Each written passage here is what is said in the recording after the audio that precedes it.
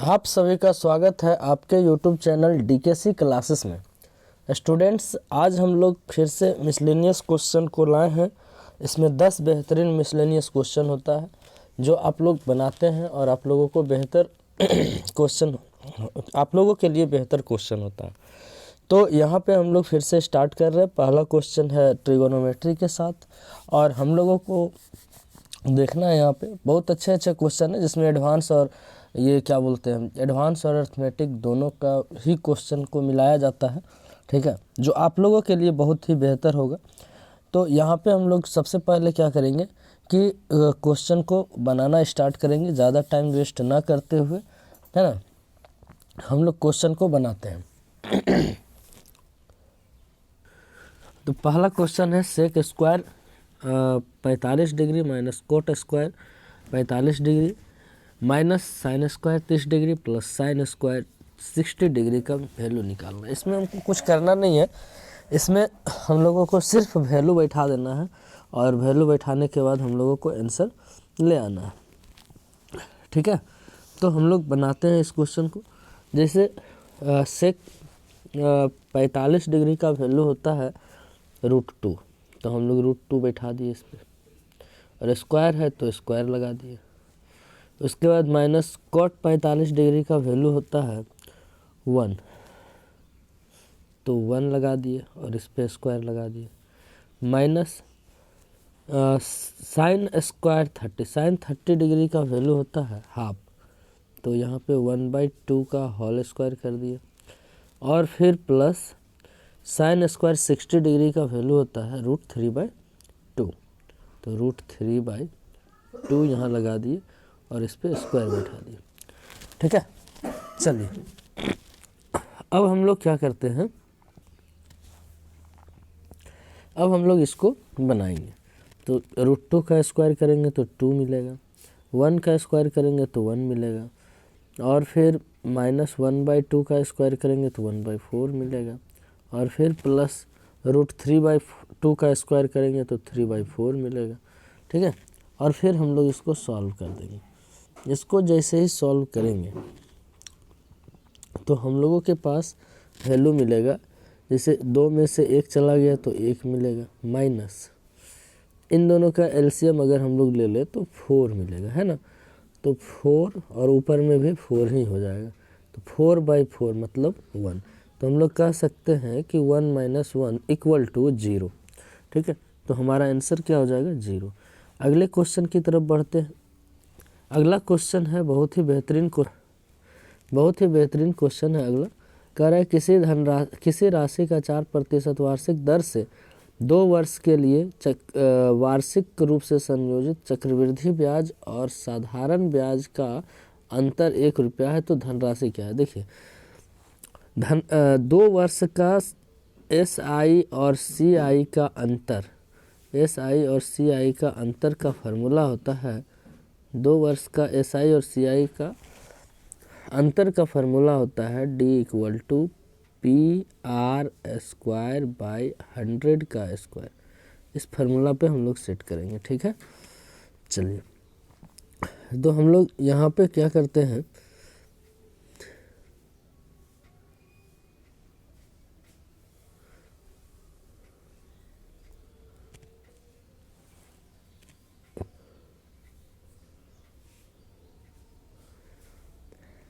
तो हम लोग यहाँ पे बनाते हैं और इसको कंप्लीट करते हैं, ठीक है। तो यहाँ पे बोल रहा है 2 वर्ष का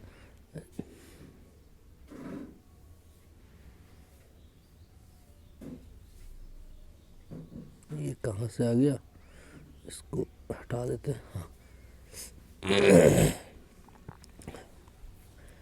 यहाँ पे बोल रहा है कि 2 वर्ष का चक्रवृद्धि किसी राशि का रेट दिया हुआ है, 2 वर्ष के लिए दिया हुआ है और अंतर दिया हुआ है। तो अंतर दिया हुआ है कितना, 1, अंतर है 1, ठीक है। अंतर कितना है, 1, और मूलधन हमको निकालना ही है।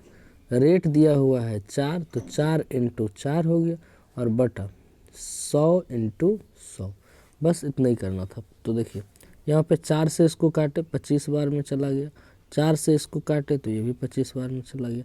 25 × 25 करेंगे तो क्या मिलेगा, 600 25। मेरा आंसर हो जाएगा डी नंबर, 4 नंबर। ठीक है, चलिए आगे बढ़ते हैं अगले क्वेश्चन की तरफ। अगला क्वेश्चन है, किसी वृत्त के जीवा की लंबाई वृत्त की त्रिज्या के बराबर। वृत्त का जीवा का लंबाई, देखिए हम यहाँ पे एक सर्कल खींचते हैं। ठीक है, एक सर्कल खींचे और बोला कि एक जीवा, जीवा मतलब ये वाला लाइन। ठीक है, और बोल रहा है कि त्रिज्या के बराबर होना चाहिए, त्रिज्या के बराबर होना चाहिए। मतलब कि ये भी लाइन बराबर, ये भी लाइन बराबर और ये भी लाइन बराबर।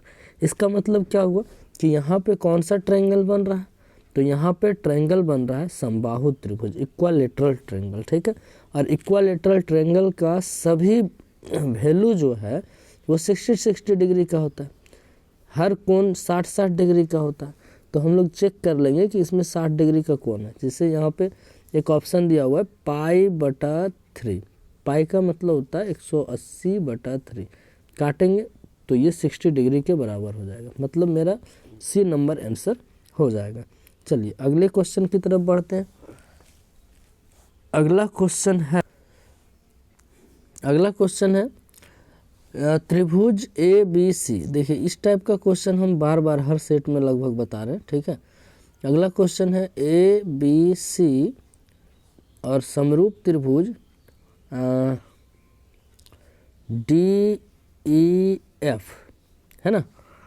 यहाँ पे बोल रहा है कि और ABC तथा DEF की परिमितियाँ, जैसे इन दोनों का परिमिति जो है वो दिया हुआ है 30 सेंटीमीटर और 18 सेंटीमीटर, 30 सेंटीमीटर और 18 सेंटीमीटर है ना।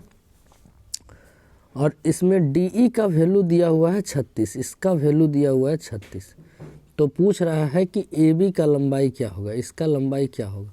तो हमको यहाँ पे AB का लंबाई निकालना है। देखिए जब भी समरूप त्रिभुज होता है तो इसमें क्या होता है, जब परिमाप होता है तो परिमाप का रेशियो जो होता है, परिमाप का रेशियो हम लिख देते हैं यहाँ पे, त्रिभुज ABC की परिमाप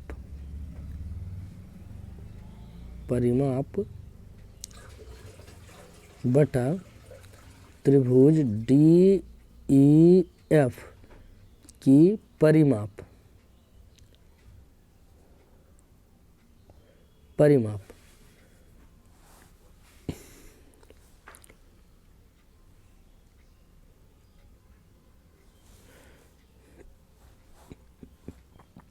इक्वल टू साइड का रेशियो के बराबर होता है। मतलब हम लोग ये लिख देते हैं साइड 1 और साइड 2 के रेशियो के बराबर। इसका मतलब ये हुआ साइड 1 हम त्रिभुज ABCD का सभी साइड मान लिए और साइड 2 मतलब त्रिभुज DEF का सभी साइड मान लिए। ये याद रखिएगा। ठीक है, क्योंकि बहुत ज़्यादा लिखना भी ठीक नहीं होता। ठीक है, तो यहाँ पे हम लोग इसका परिमाप कितना दिया हुआ, ABC का परिमाप 30 दिया हुआ है और DEF का परिमाप 18 दिया हुआ है।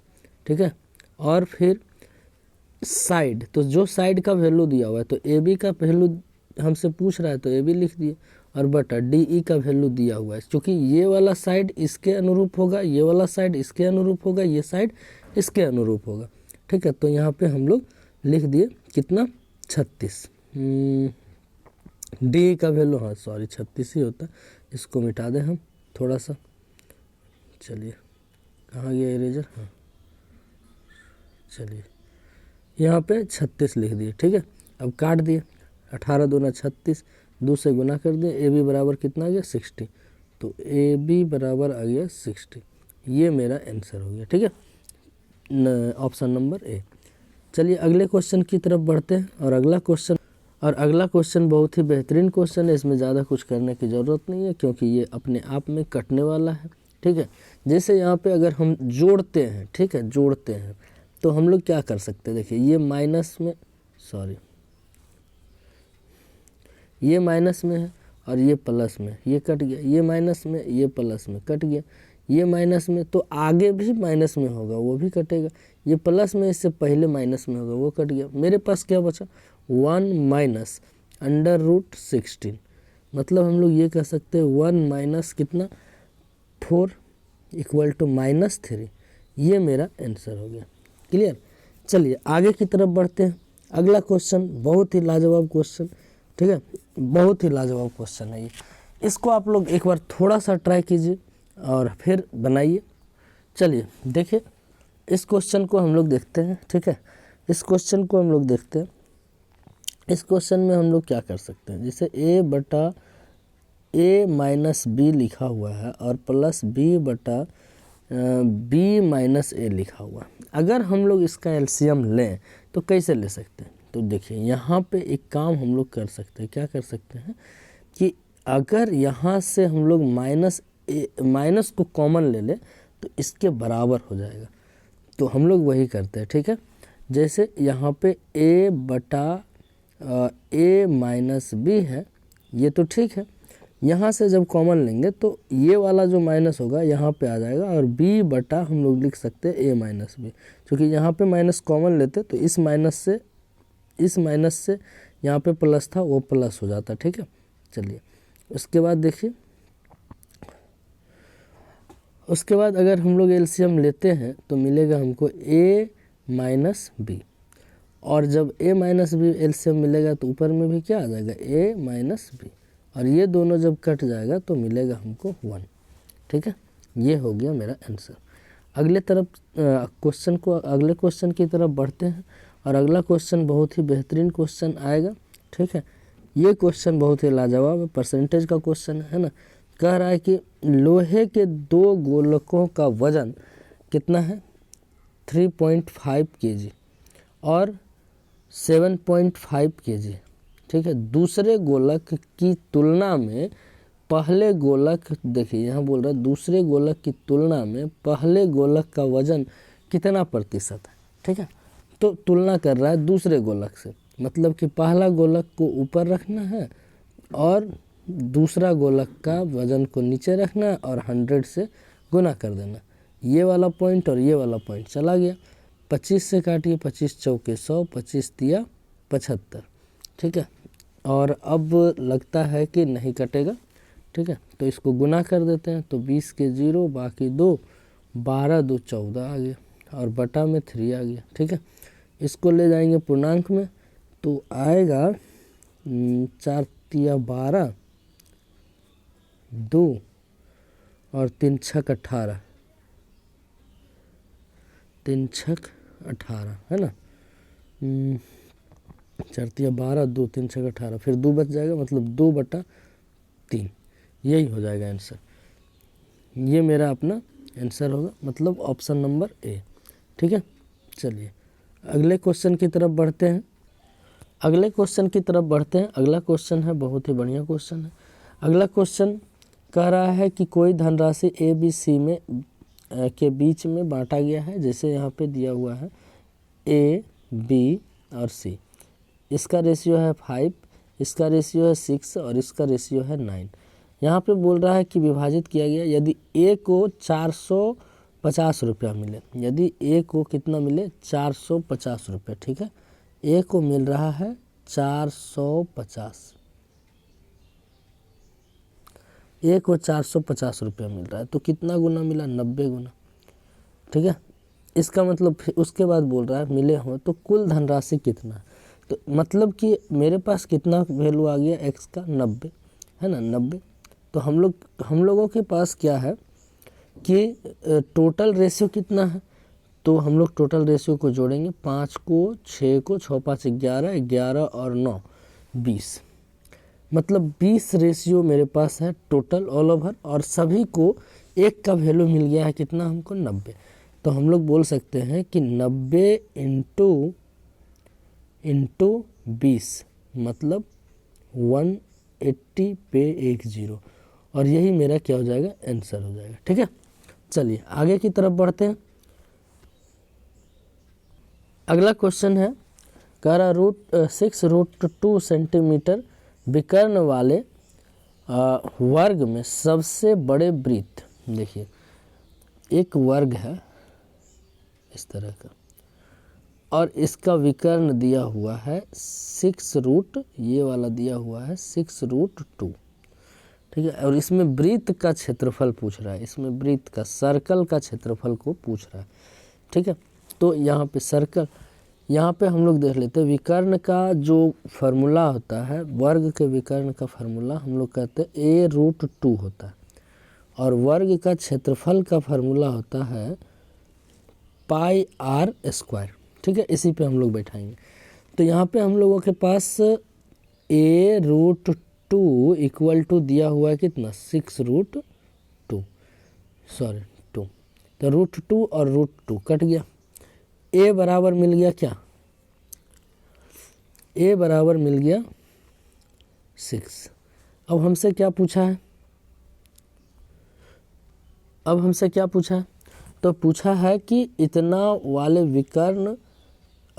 विकर्ण वाले वर्ग में सबसे बड़े, तो वर्ग के अंदर वृत्त खींचना है। जैसे इस तरह से अगर वर्ग के अंदर में वृत्त खींच दिए और ये वाला हमको मिल चुका है, साइड मिल चुका है हमको 6, ठीक है, सॉरी, तो साइड अगर 6 मिल चुका है तो हम लोग अगर इसका रेडियस निकाले तो रेडियस इसके बराबर होगा, मतलब 3 के बराबर होगा रेडियस। तो अगर 3 के बराबर रेडियस होता है तो हम लोग वृत्त का क्षेत्रफल निकाल सकते, क्योंकि रेडियस हमको मिल गया, रेडियस कितना मिल गया 3 के बराबर। तो क्षेत्रफल इक्वल टू क्या होगा, क्षेत्रफल इक्वल टू πr², मतलब r है 3, तो 3 का स्क्वायर इंटू पाई, मतलब हम लोग ये कह सकते हैं 9 पाई। तो मेरा आंसर हो जाएगा फर्स्ट नंबर। ठीक है, चलिए अगले क्वेश्चन की तरफ बढ़ते हैं, और ये लास्ट क्वेश्चन है, बहुत ही अच्छा क्वेश्चन है ये। कह रहा है कि ए और बी मिलकर किसी काम को 24 दिन में पूरा कर लेता है। ठीक है, ए और बी ये दोनों मिलता है तो किसी काम को 24 दिन में पूरा कर लेता है। फिर बोलता है कि ए बी सी ये तीनों मिलता है, ए बी और सी ये तीनों मिलता है तो उस काम को 8 दिन में पूरा कर लेता है। तो बोल रहा है सी अकेला उस काम को कितना दिन में करेगा। ऑल ओवर काम कितना होगा 24। ये एक दिन में कितना काम करेगा 1, ये एक दिन में कितना काम करेगा 3। अगर हमको सी का वैल्यू निकालना है, तो इसमें से इसको घटाना पड़ेगा, तो घटा देते हैं। इसमें से अगर 3 में से 1 चला गया तो कितना बचेगा 2, मतलब कि सी का एक दिन का काम है 2। 24 काम को करने में कितना दिन लगाएगा, तो हम लोग कह सकते हैं 24/2 मतलब 12 दिन। ये आपका आंसर आ गया ऑप्शन नंबर 1।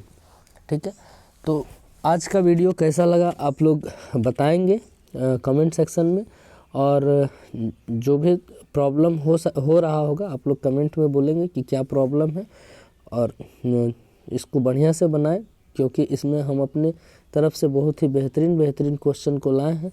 ठीक है, फिर मिलते हैं हम लोग अगले वीडियो में। जय हिंद।